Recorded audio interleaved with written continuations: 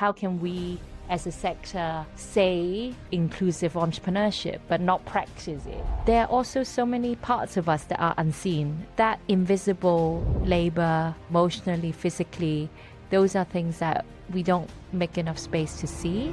We live holistically. It's easier when the full self you're bringing is something positive. Mm-hmm. Some of these issues we are talking about as if they're individual issues, but they're actually broader systems issues that actually requires a level of systems change that is going to be much harder than we thought. So no wonder we're tired. You're confronting capitalism and patriarchy. So of course you're tired. Unless we are nourished and happy and grounded, we cannot create any change at whatever level, grassroots or systems level. Welcome back to Catch The Upswing. I'm super excited to welcome two guests today who are my long-standing colleagues and friends, Bonnie Chiu and Tara Sabre Collier. Very nice to have you both on the show today. And we also have a little guest. So we'll dive into your journeys in a moment. But before we do, I actually would like to start with a different kind of question. Because Bonnie, you have shared quite candidly that the most meaningful question to ask isn't how are you, but which parts of your reality are we not making space to see? And so I would really love to start with that question and have a check-in among us. Which parts of our realities feel most unseen right now? And perhaps we can actually take turns and hear from all of us as a check-in before we kick off. Well, thanks for having me. And it's so great to be in a room with fellow travelers and fellow mothers and women working in this space. I shared around that question on which parts of my reality we fail to see, because I feel oftentimes we have visible differences or identities, especially those of us working, like us here, gender lens investing, racial lens investing, etc. But there are also so many parts of us that are unseen and that we don't bring or we can't bring to our professional lives. Whether that's me actually being a daughter, I do talk a lot about me being an only child to my friends, and that does kind of bring a sense of almost mortality, because that your parents are getting older, my grandparents are getting older, clock is ticking, there's limited time to be with them. And that does weigh on me too, because there are more positive parts of my identity, like being a mother and giving birth to the next generation. But there are also parts of us where we are stewarding, maybe death or the frail health of our family members. And that's like a sad part of our lives. And those, I think, there are not a lot of spaces where you can openly talk about it. And I really admire someone I saw on LinkedIn the other day who she is a leader in philanthropy, and she added on her LinkedIn carer to her parents, because that's what she's been doing. And I just feel that invisible labor, emotionally, physically, those are things that we don't make enough space to see.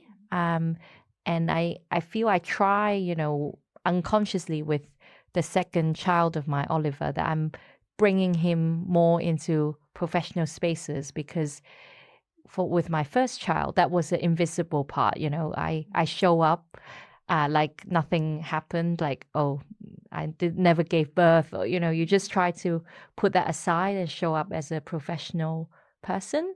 But yes, I really think that aspect around care, it's something so invisibilized and is invisible, that is something I'm trying to create space for others to see within me, and also to create space for broader society to see.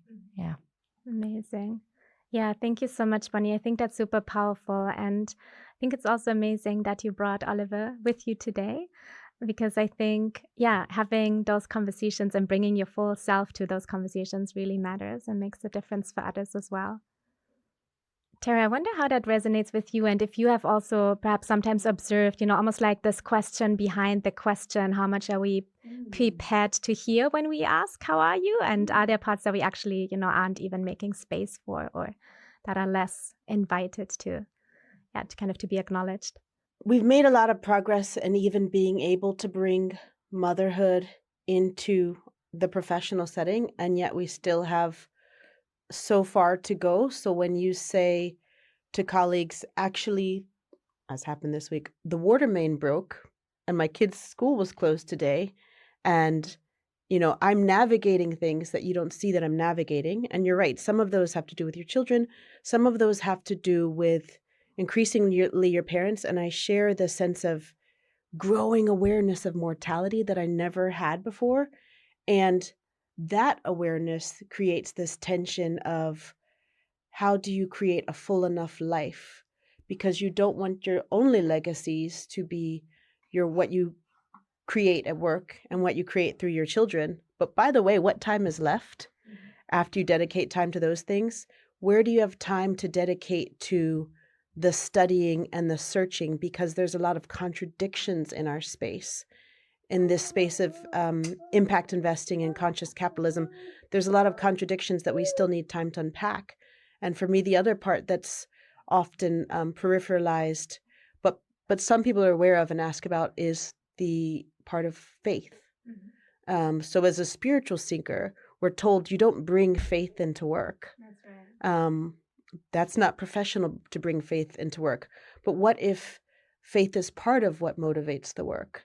What if faith is part of my inquiry? And by the way, what about times when you look around the world and war seems impending, and it's actually faith that gives you the strength? So I agree, there's so many layers of identity that we don't get to bring to bear. We can't live holistically, but we've still made a lot of progress, and we're able to do so now more than we ever have. Yeah, very interesting. I think for me as well, although I do see definitely a lot of progress, especially on parenthood and motherhood, but also parenthood. I think I would also include that for men, becomes more, I think, more invited to talk about in these spaces. But there are definitely also other parts of identity or lived experience that, right, where you think twice if you're going to share it. And I think even with motherhood, so I just very recently had my first child, and even there, I feel like on the one hand, I'm really positively surprised how much space people make for it. So when I, for example, have work calls or business calls, people really in meetings ask and want to hear how it's going, and are quite open to it. But then I also feel like a lot of people are kind of making assumptions about what that journey is like for you. And I think I still do sometimes, really wonder how much do I have to edit out? How much are they really prepared to hear about how difficult it might be or not, right? And so, I definitely, relate to that as well. I think the other thing is with my own team, we have really tried to build a culture where we make space for those questions, right? So like we invite people to bring their full self. And when we have a check-in question or ask how people are doing, we want to know, right, if something is challenging at home, or if they need more patience or more grace in a certain week, or just also empathy for others. So just want to share that. But I think it really depends at the end of the day on the space. And I think, Bonnie, that's something you've also written about, right? That sometimes even in invited spaces that claim to be very inclusive, it's not always a safe space for everybody to bring their full self. Yeah, I think it's a really difficult question, because I see some organizations really encourage, bringing full selves to work. And I think that's the culture I try to encourage in my team as well.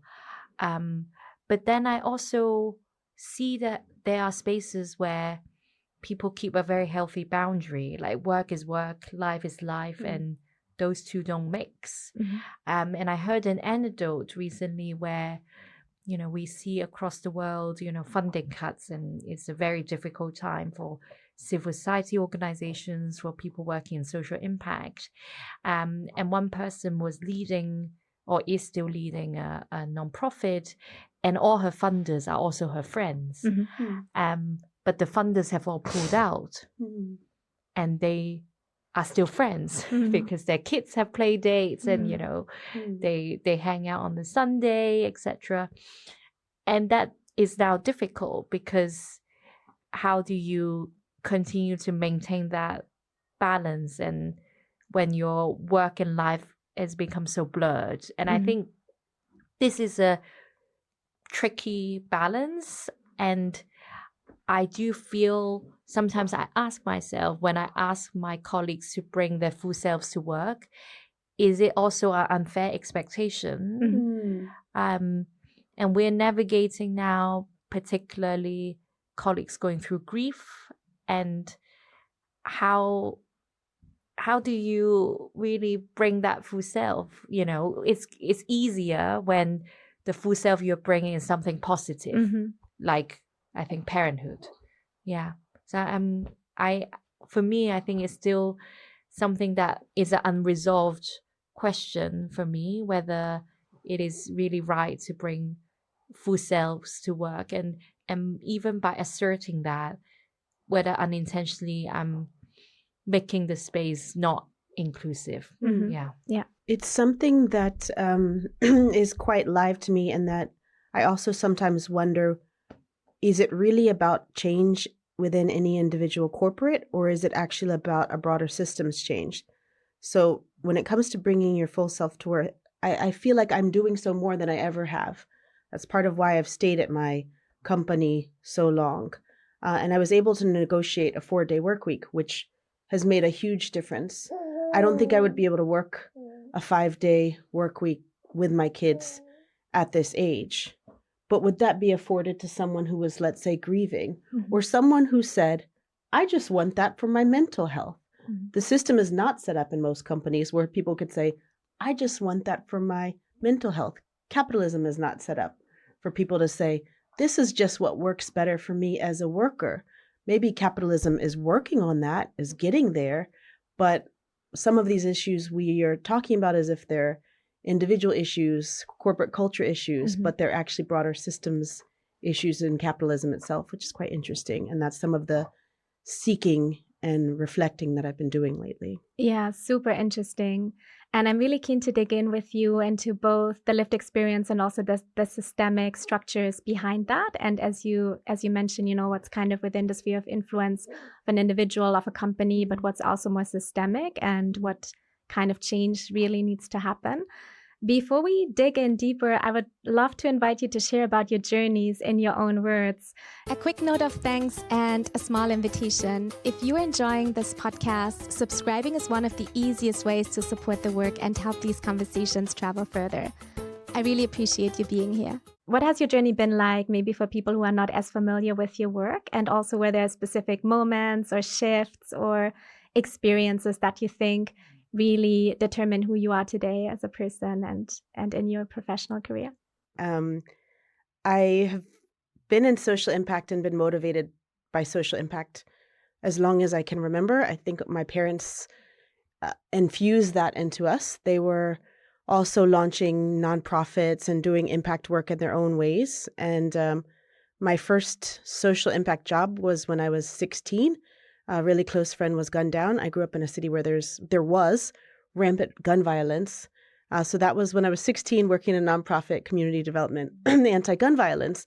And I decided that I would address social impact, particularly through the field of healthcare, because both my parents are doctors. And then when I was studying at Spelman, we had an amazing study abroad program, because the school really encouraged us to see the African diaspora through a global lens. And studying abroad in Cuba and the Dominican Republic, that's the first time that I saw emerging market levels of poverty, which, yes, in Baltimore we had gun violence, but basically everyone had electricity and water for the most part. So seeing people that looked like me not have clean water really hit me. And I came to the conclusion that a lot of the social ills that I wanted to address as a doctor were actually caused by poverty. So I decided to go into what was called poverty alleviation at the time. I thought I would work my way up through the UN system, and then pretty quickly after getting into that system, I realized, oh, it's actually all about economic development. Our communities cannot ask for handouts. We need to create our own economic wealth to invest in the solutions, whether it's for health or education or political power in our communities. And I started doing private sector development for the World Bank. And then while there, I realized that it was really ironic and possibly a bit idiotic for me to be going to different countries and talking to them about entrepreneurship and how to develop the private sector if I'd not had a business myself. So in my 20s, I started a business in Rio de Janeiro, which was a bit naive. It was an economic development advisory company. And we grew the company. We trained over 2,000 entrepreneurs across Africa and Latin America. And the entrepreneurs that we trained kept hitting their head with the barriers of lack of access to capital. So I decided to go into impact investing. I came to the UK to do my MBA. And after that, I joined an impact fund. And then when I got married, I moved to the UK. Oh, actually, sorry. After the impact fund in South Africa, I actually moved to Dubai to help family offices and governments do emerging markets investments. And then I got married and came to the UK. And I've been in impact investing and a variety of roles and mechanisms ever since then. I think that's high-level journey to how I got here. Thank you so much for sharing. It's really interesting. There were even a few steps that I wasn't aware of. So very, very cool to hear. Okay. When I was hearing Tara talk about her journey, I feel a lot of that really resonated. Maybe that's why we find ourselves having very similar questions about the world, and now also together on the board of Pathway Fund, which is looking to, really transform access to finance for Black and minority entrepreneurs in the UK. But I would say my journey, similar to Tara, family influences really mattered for me. I was raised by my grandmother. My parents, they were working. And so I had an interesting setup where Monday to Friday, I was with my grandma. And then weekend, I was with my parents, which I think growing up like that made me very adaptable to changing environments. But my grandmother fled Indonesia as a refugee. The family left. She was around 5 when they left. And it was because of anti-Chinese protests. So I think from a young age, I always was very aware of injustice, not necessarily having those words.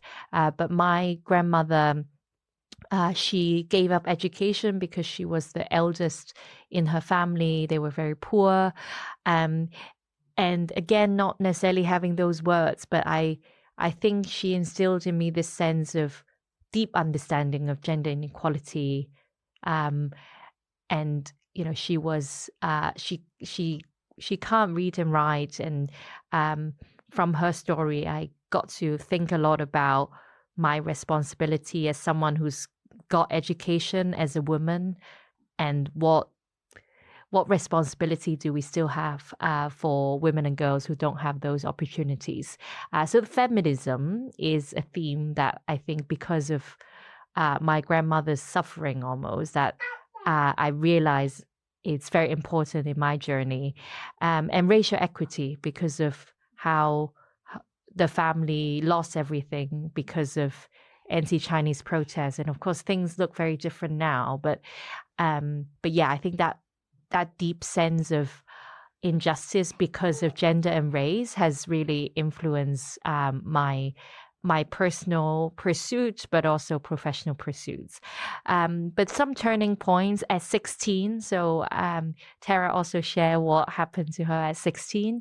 When I was 16, I was very fortunate to join a program, which is a student entrepreneurship program. So you really have to roll up your sleeves and just come up with an idea, and then launch a company. I did that. I was the CEO of 16 people. We came up with an idea of just selling a mug. Like you can put coffee into the mug. But the main point was we actually made quite a bit of profits with that idea. It was in the end just £400, but I donated all that to a charity, to Make-A-Wish Foundation. And back then, I just thought that was the best thing I've ever done. I mean, £400 felt like a lot of money for a 16-year-old. But it was from that experience, I was like, oh, actually, enterprises and innovation, you can create impact. And I think from that point onwards, I got really hooked to the idea of social enterprise. And I always felt when I then at university, I was studying business. I wanted still to work on social impact. So I worked in an NGO, worked in Amnesty International. And another really kind of thought-provoking experience was my colleague next to me. She was the fundraiser, and she got hung up on so many times when she asked for donation. And I was just asking myself, well, this work is too important for nickel and dime, for people to think they have £1 left this month, they will donate to a charity. Like, we really need sustainable business models to create impact at scale. So I've just been obsessed, I guess, with the idea of social enterprise. And then the last year of university, I started one myself, focused on women's empowerment through photography. The idea was to sell those photos, so it's economic empowerment for women. And then I faced access to finance challenge. No one would give me any money. And while at the same time, I was this token social entrepreneur that everyone wanted to give me awards, but not money. So I felt, okay, I have to go to the other side. I have to influence the decisions on capital. So I joined a consulting firm, which I then took over and now run. But with consulting, I was then getting closer to power and was able to influence how foundations, impact investors measure impact, where they allocate capital, how they can embed diversity and inclusion lens. And I do feel very grateful that, over the past decade, I still have that social entrepreneur within me. I continue to make my own social enterprise sustainable, also transition to now a lady leading it in Kenya. But the bulk of my work now is really, similar to Tara, how can we really influence the direction and impact of those capital? But the thread has always been social entrepreneurship and equity and inclusion. And of course, the personal life is, I've been grateful that with all my professional pursuits and working across the world, moving from Hong Kong to London and studying abroad and working abroad, that I've been able still to, I guess, have a family. I know a lot of women struggle, a lot of high achieving women struggle to find a life partner who can enable them to still achieve what they want. So yeah, I'm grateful that throughout my journey, I also can almost implement those values on a very practical level. If I'm a feminist, what does it mean to raise a boy and a girl? And, if I'm true to what I say I am in creating impact, how am I influencing the next generation to do that? So yeah. Amazing. Thank you for sharing, Bonnie. It's really interesting to hear both your personal experience and then also all the impact that you've had as part of your career. I know that you mentioned at the beginning that you, with your second child, you now bring him to work events as well and to conferences. And I think it's been really inspiring to see how you've been able to actually, travel the world and just do it together with your baby. And I also say it because I know how difficult it is for me personally. One moment that you shared also quite openly on LinkedIn was when you actually wanted to attend a conference that was about inclusion and entrepreneurship, and they turned you away because you wanted to bring your baby to that conference. And it just makes me wonder, what does that reveal to us about how performative inclusion can sometimes be, even in spaces that have inclusion as a theme. Yeah, I mean, there's so many layers to that. And I'm almost grateful that they turned me away because it enabled me to deeply reflect on what true inclusion looks like. Because, I'm also often a fan. We learn the most when things don't work or something fails. But in that particular instance, I was turned away because one person, the person who was administering the inbox, didn't want to go out of their way to make it happen for me. They could have, and they wouldn't lose their job over it, but it was just this person who was a blocker. And often that's what makes a lot of entrepreneurs unable to access finance, just because it was someone's job. They were maybe stressed, busy. They don't want to go out of their way. And it would be a very small gesture from their side if they would just call up their superior and say, well, actually, there's this person. Could we make this happen? The second thing was also they turned me away because of risk, their perceived risk of what will happen to this baby. And they need to do a health and safety assessment. And they needed to do it 2 days before. And we know that so many entrepreneurs, they can't access funding because of risk. And it's perceived risk, much more than actual risk, because now he's much more active. He was 2 months then, he couldn't do anything. Now I do agree that we need to do a health and safety assessment for him, because he's just putting everything in his mouth and like smashing everything. But the point is, risk. If we hold on to these ideals, fixed ideals around risk, and if we also just look at the job, put our head down and not think about that cognitive dissonance, how can we as a sector say and think about inclusive entrepreneurship but not practice it? And I don't know why there's such a cognitive dissonance in our sector. I think sometimes, I did share this experience with some other people in other sectors, but because for other sectors, they don't espouse such grand ideals about, change, then it's not ironic. But because our sector pats ourselves on the back on mission, the cognitive dissonance is then more apparent. But I think one thing why people don't want to engage with that kind of deep reflection is also because maybe it's too existential. Like, we know actually how can us all individually really change that entrepreneurship system. Like, maybe thinking about it is just creating too much challenge for people on the day-to-day. But yeah, that's something to dig more into. Very interesting. On that point, it's an interesting example I have, because I've done lots of things over the years around what I call inclusive finance. It's getting more access to capital, both to underserved or under-resourced markets, i.e. Africa, Asia, Latin America, but also getting more funding to global majority enterprises here in the UK and in the US. And I do that through my day job, where I'm a senior director of impact investing. I do it as an angel investor, also on the Pathway board. I work with one of the large religious endowments also on this topic.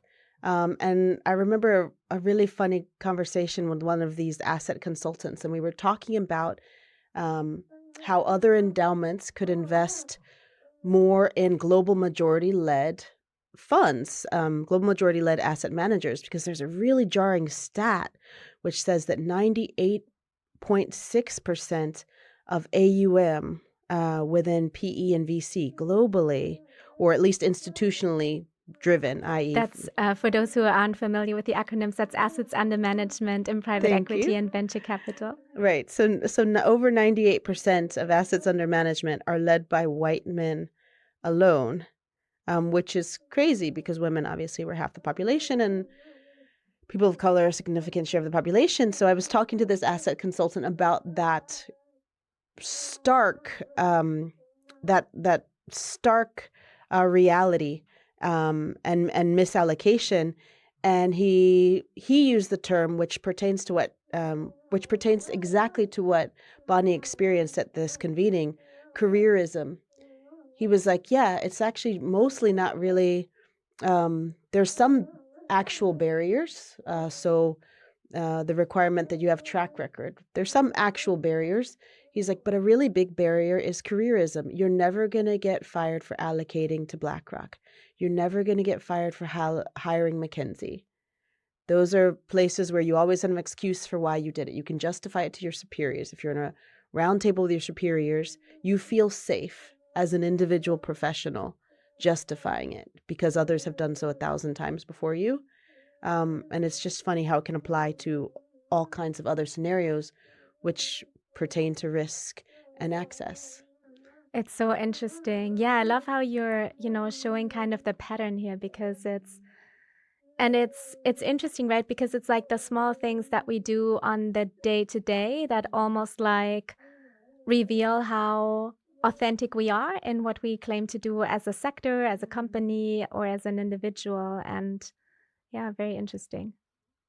So we've talked about how power shows up in lived experience and in accommodating who is who isn't or who is or who isn't welcome in a certain setting.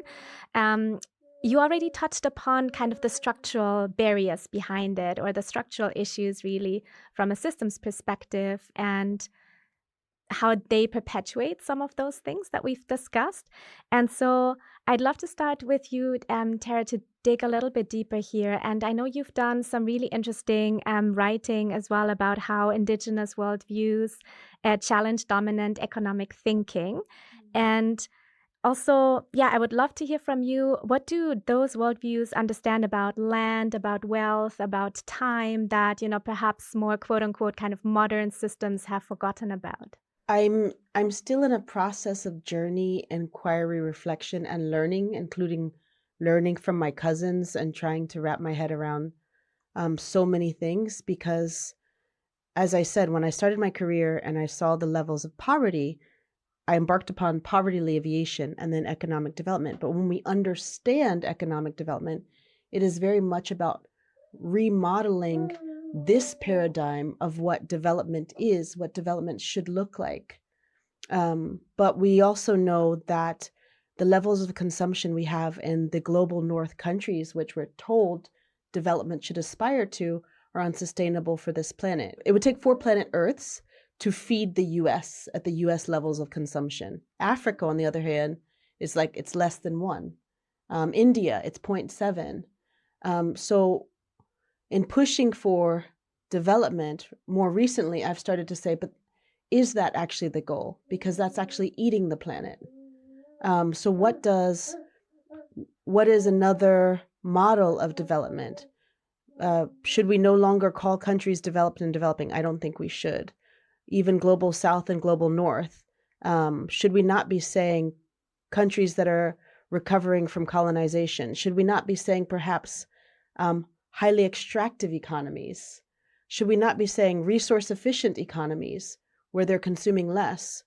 When I saw a stat, which I know has been highly contested, which is that indigenous people in the Americas comprise less than 10% of the global population, but protect 80% of its biodiversity. And that really touched me, and it made me feel sad that so many of the ways of my ancestors have been lost, including lost to me, because we wouldn't be in this situation today if we hadn't absorbed so many of these ways, and if these ways that we live under in the UK and in the US weren't replicated and held up as a model of development. But then what does development look like? What should it look like? So I can't say I have an answer to your question. I can say that I'm on a journey of inquiry, and it's definitely something that's much bigger than green growth. Yes, we aspire to green growth. I love the idea of green growth, but I think there's even more that we need to think about as far as intentionality of sharing resources, and there's even more to learn, not just from my indigenous ancestors, but also my African ancestors. Wow, it's so interesting.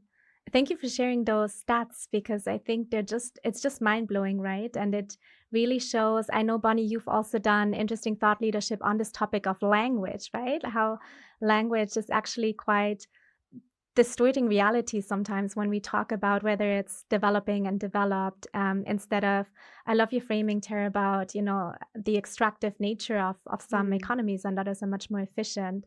And then also being more honest about who's actually protecting our planet and the biodiversity on it. And yeah, I love that. Yeah, I do think language is very important, and I don't think we should get into policing language per se. Like, I do think there should be a range of what is considered appropriate, correct.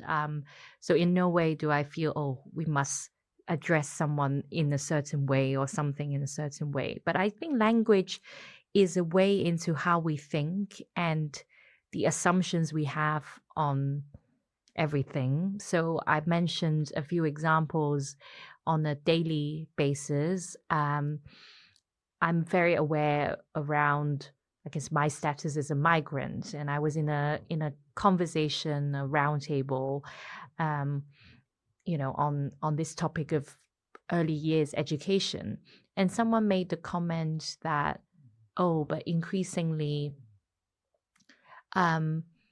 these early year settings are having a more difficult time because there are kids who are English as second language and therefore more complex needs. And that really struck me because Oliver was also with me in that conversation. And I thought, well, you're talking about him, and I don't want him to grow up thinking he has more complex needs just because he has English as a second language.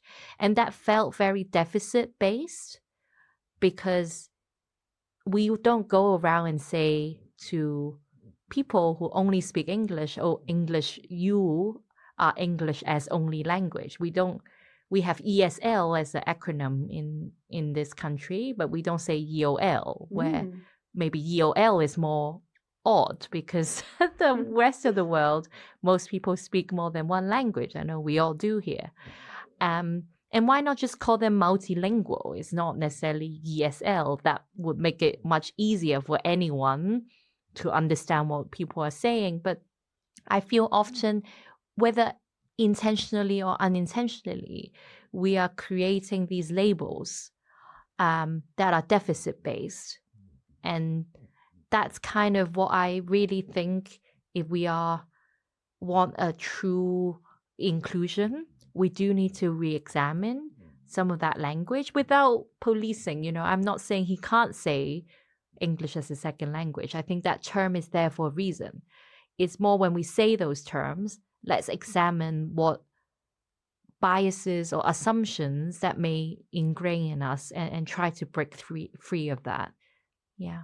It's such a powerful example because, the example that you just shared, you have English as a second language is kind of deficit terminology, but actually they have less of a deficit because they have more languages. Yes. So it's almost ironic, right? But it's to protect, right? Exactly. It's for maybe those who only speak English as a only language to protect, like, we are normal when actually maybe it's not the case, but you are not normal. And it's the same, with thinking about us as migrants, consider here, or us as people of color. Those terms are also created to create that us versus them. When actually, if you zoom out, and that's why people push for the global majority term, because if you zoom out, we are not the minority. So a specific term we're using in Pathway is also minoritized, which, it's not to get too academic, but minoritized because it's the system that minoritizes us when actually we are not minority per se. And all that just makes a difference for us to just pause and think, what are the assumptions we hold, and can we break free of those biases, because language is what we use every day. Are there other terms that you like, that you, as an alternative, that you encourage people to use, whether it's multilingual or global majority, or what was the extractive economies versus efficient ones? I just made that up. No, but it's a great starting point. I love that. I do really like the term global majority. I've written documents where our comms team have come back to me and said, is this the done thing? Is this the right term? And I'm like, I can't say that this is the done thing or that this is the blanket commonly accepted term, but it feels appropriate to me and feels more correct to me. I didn't have a problem using people of color, but global majority feels solid. I learned something a few years back where the difference between homeless people and people experiencing homelessness. And I know it's this very small shift, but I think what this signifies is it's temporary and it's about experiences. So I do have a draw towards terms that show maybe this is just a stage of life, like people experiencing homelessness, because maybe next year they won't experience homelessness. It's not like a static, because I feel also when it's something so static, then it also plays into that deficit. Because also it's the same with migrants. Like, is migrant a forever term? Like, I've been here 12 years. Would I say I'm a migrant forever? Would people see me as a migrant forever, even though I've got a British passport now? But so I think it's that kind of idea around actually identities can be flexible and it doesn't have to be you are this identity forever. And I think that also helps us to move towards a more inclusive society. I like using the term migrant, actually, because there's this subtle, strange passport privilege, and people aren't used to hearing an American accent say, as a migrant woman, I feel X. Because part of this shading is around identities and part of it is around expectations. And somehow I think when we challenge expectations around the words, it's useful to dialogue. And yes, when we change the framing of words and are more intentional ourselves, it's really powerful. I still get this discomfort because a lot of old books, particularly here in the UK, they use the word slaves. Really? Yeah. And, that's a term that a long time ago, we switched to saying enslaved people to acknowledge that, like, there is no fundamental difference in a human. There's no such thing as a different species of human that's been through this experience. It's exactly what you're saying about migrants passing through a phase or having bonded labor. What do you think of that term? But it's there. I work with a lot of domestic workers because I mentioned the theme around care in terms of our identity that is maybe invisible experience of care. But one really subtle shift that campaigners have been fighting for is domestic helpers. Is what the governments use. So Hong Kong, Singapore, etc. These economies that import a lot of workers who are coming in as foreign domestic helpers. And they say helpers because they don't want to give them the same status as worker because they are paid actually below minimum wage. If you consider they work, so in Hong Kong, Singapore, they work 24/6. So 24 hours per day, but 6 days of the week. But they are usually just pay £500. So, if a month. So if you count that, then, it is really much more below minimum wage. But they have a classification of foreign domestic helpers. And what's also very interesting is that acronyms, they often use FDH. So it's almost to collapse that so we won't interrogate what each letter stands for.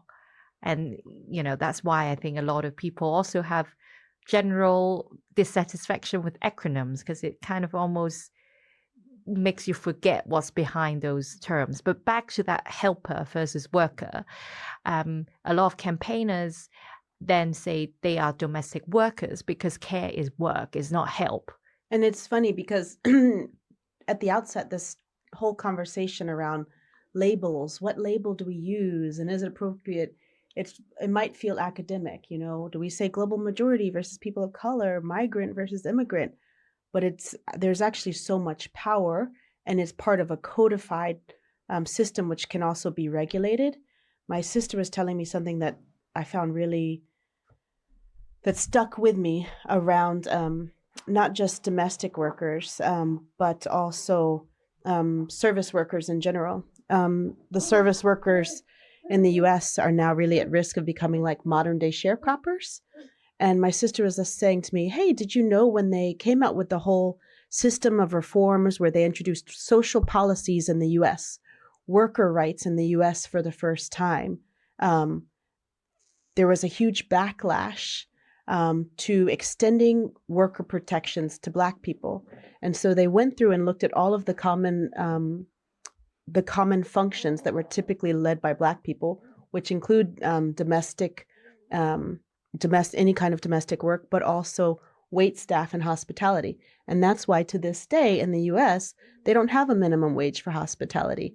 The idea is you use tips. So it's codified in the system. So it goes back to an underlying point, which is that words really do have power. So interesting. Thanks for sharing those examples. I want to steer the conversation a bit more into impact investing now and why so much of impact still feels kind of unsatisfying. And I know a lot of people in impact, currently feel like exhausted, disillusioned, but also they really care deeply. So I wonder, why do you think that is and what really needs to shift? We do care deeply. We all go to a lot of the same events and we come home giddy. And I'm not sure if all of our partners can even always understand. People who work in sectors that are maybe less purpose-driven, why we get so excited, even dream about this stuff at night. And it's because we really do care deeply. And I think when we got into it, and I say we, meaning all of us, whether you've been in it for 10 years, 20 or 30, I don't think we realized how much of it actually requires systems change. I mean, myself, I thought, hey, just investing in these businesses that are improving farmer livelihoods or getting energy access to people, that's enough to change the world. I personally didn't interrogate enough about the fact that, yes, but if the holdings of those companies are held by family offices and those families are a lot of billionaires or foundations that were started by billionaires, have we really addressed the underlying inequalities? And so there will be waves of building and becoming more intentional. And for me, the contradictions in impact investing is because this is just wave 1 or 2.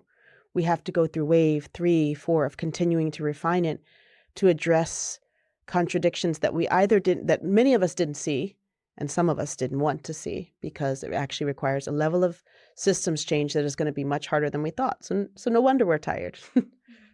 Yeah, I completely agree. I actually have a LinkedIn post draft, so you're first to hear it, but about why I think impact investing and impact investors need to lean in more into economics and macroeconomics in particular. Reflecting on my own journey, I have had the same realization as you, Tara. Why can't we just give more finance to entrepreneurs? Why can't they just scale? And maybe they can't scale because they don't have fund managers. So why can't we just fund more fund managers? But then you work up the chain, and then you realize, well, even if we fund more fund managers, they're still subject to the same fund manager economics, and they will still become extractive inadvertently, and they still need to raise their second fund. And, it all comes down to, unfortunately, whether we like it or not, capitalism and how capitalist structures work. And that sometimes feel very existential. And I think that's why people feel tired, because when you're trying to confront a system that has thousands of years of history, the same, I mean, even more so for those of us working on gender lens investing, you're confronting capitalism and patriarchy. So of course you're tired. I want to come back to this idea of making change within the system or creating a new system. Bonnie, you've described your entrepreneurship almost like a blue ocean where you are able to opt out of extractive systems and build something truly different. And I know, Tara, you, for example, have been very active as an angel investor, which in a way is also, instead of, advocating for others to change how they allocate capital, you are walking the talk and doing it. I wonder what that has been like for you as an experience, or also how you make the decision when you choose to create change within the system versus, doing your own thing and almost like creating a new system. Well, first, I do think the path chooses you. I feel I wasn't intentionally thinking about all those things when I was starting out in my career. But I have a few mantras, such as I always want to learn and grow, and I push myself out of my comfort zone. And I think that has led to the path choosing me, because we always need maybe entrepreneurs, innovators who challenge the system from the outside. It's funny because earlier today, for whatever reason, I was recollecting working in City of God, which is this huge favela in Brazil. We were doing some economic development projects there. And my mom was on the phone with me. She's like, you got to get out of this grassroots stuff.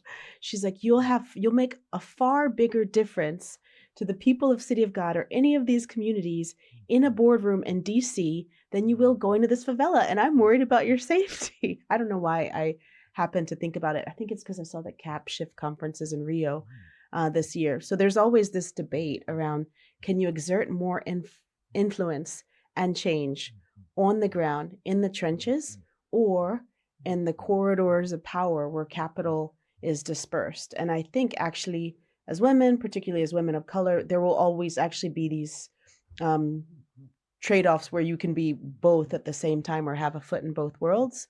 I certainly see myself as someone who actually ended up being more of a bridge between worlds. And that includes the fact that, like, yes, I wanted to back more women of color led startups, and I could see the ecosystem wasn't doing it. I could use my relative access to champion for that, and I have, but the size of the gap was so big that I felt that I should just walk the talk. And even the small amount of capital that I have shows that I'm serious about it, and it's part of my contribution as well. I do think more of us should try and be both and, as opposed to and or, because the insight we can bring from more experience in the community in whatever way is super helpful. And of course, the corridors of power need more voices with lived experience. And I love how both of your examples really show that you can do both. And I think there's even merit in having both together, right? Because your grassroots experience and innovating outside of the system allows you to show what is possible and bring that knowledge and experience and that demonstration effect back into the rooms of power to make your case and use that access to shift something at a much bigger scale as well. This feels like a good moment to share a resource, especially if this conversation has sparked your curiosity about investing in women. 2X Global is a global investor community focused on advancing gender-smart investing. On the website, you'll find research and practical resources on the business case for investing in women, as well as tools that help investors integrate a gender lens across the full investment cycle. from origination and due diligence through value creation and portfolio management, all the way to responsible exits. If you're looking for clarity and hands-on guidance in the space, it's a useful place to explore. You have to do both, I think. I think that's the only way forward, especially in an age of polarization and fragmentation. We need people who can straddle across different fields. And I think it's also really important. The reason why I share the post of my journey of maybe working out of the system is we also need more people who have the courage to just note that the system is not serving them and having a healthier relationship with that extractive system. Like, especially far too many women now I see, know that we have to climb up the ladder because that's the only way in boardrooms that things change. But they're so exhausted and they're trying to do everything, and they're, marriage breaking down. They are like have health issues, so many issues. So it's also just maybe having that courage to know when is enough and like choose a path that ultimately serve us, because unless we are nourished and happy and grounded, we cannot create any change at whatever level, grassroots or systems level. I sometimes get this image of someone being pulled like a tightrope, like in those cartoons when they would take the ropes and put it on both sides and stretch the people out. And I think that actually conveys the difficulty of trying to bridge, trying to be both and, because we can't deny the fact that in many boardrooms, having experience in a low-income community is not seen as an asset. If anything, it detracts from your credibility. Increasingly now, in this day and age, when there's backlash to lived experience, to diversity, equity, inclusion, and in fact, people want to see, I guess, a certain pathway that justifies one's access and ability to lead and make decisions. And I think that's why we are seeing women of color falling out of the workforce, which means even more than ever, finding more holistic ways to care for oneself, because it is quite difficult to be both and. That I wonder, Tara, if you would be willing to share maybe a few, quick insights into how you practice self-care, recharging, maybe something, any practices that those listeners who are also perhaps, really purpose-driven and get exhausted could consider to feel more recharged and regain energy. We get a lot of energy from community, but it's kind of circular, because we get a lot of energy from community, but also when you go to any of these conferences, you have the most fascinating conversations of your life, and then you go home exhausted. But yes, community solidarity does help. Faith. I've actually been getting into somatic workouts, which are basically workouts that are also about nervous system regulation. And that's because, as you guys know, a year ago, we had a major administration change, and that set off a bunch of shockwaves. I have a high degree of empathy and sense of connectedness, so I was absorbing a lot from everything going on around me. And even as a mother, the things going on, you're worried about war, so your nervous system needs to actually hold way more.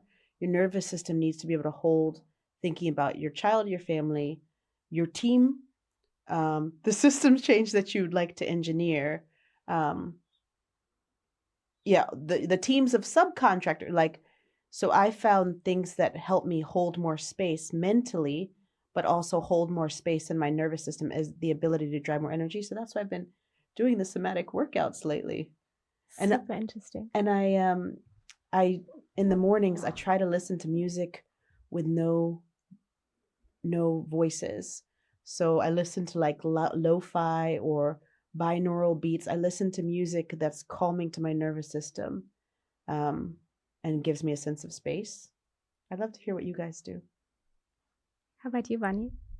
Well, I think, Jessica, you live in the sunniest place, so you've got that sun often is what is very helpful for me. But given that I live in London, that's not really available. I think it's mindset. I really try to detach myself from the news. At least the news cycle, like not having that urge to like refresh the news feed and what the leaders are going to do next. I just try to get myself out of that because I find that to be draining my energy and making me very pessimistic about the world. And just every day I just try to force myself to think about what I should celebrate, and what small things I can be achieving on a daily basis, and just keep reminding myself of that. Of course, I also feel I'm quite balanced. Like I work a lot and I do think a lot about work even on days off, but I do try to spend time with family, not just my kids, but my parents, etc. And that ground me, I think, because especially spending time with my parents and the elder generation, because they always are nostalgic and then they say, oh, when you were 16, da da da. But that helps. It grounds me so that I'm always thinking about my origin. And we have a saying in Chinese that those who drink water must always remember the source. And that is kind of how we should always behave, because I think when someone loses, it doesn't matter whether you live away from home or not, but like one must always feel there's a sense of belonging and roots. And that for me is my source of well-being, when I feel rooted. That's so nice. I do have one more. I think it's very useful to have something that belongs purely to you, which you inject time and energy into and can see grow outside of work, and that includes care work. For me, it's singing, and for me, it's my faith. Like I spend time. They don't belong to work. They don't belong to my children or my family. They belong to me, and somehow in investing in them and nurturing them, I feel nourished. And I think everyone should have at least one, ideally a few things like that. Thank you so much both for joining us for this conversation today. And thank you for sharing so openly about your journeys and how you're thinking about some of these challenges and issues, and also giving our wider community optimism and hope. I think that's something you mentioned, that this community aspect is really important for us to recharge batteries. So it's really amazing that you're joining us to share all of your learnings with a wider community. Thank you so much. Thank you. Thank you.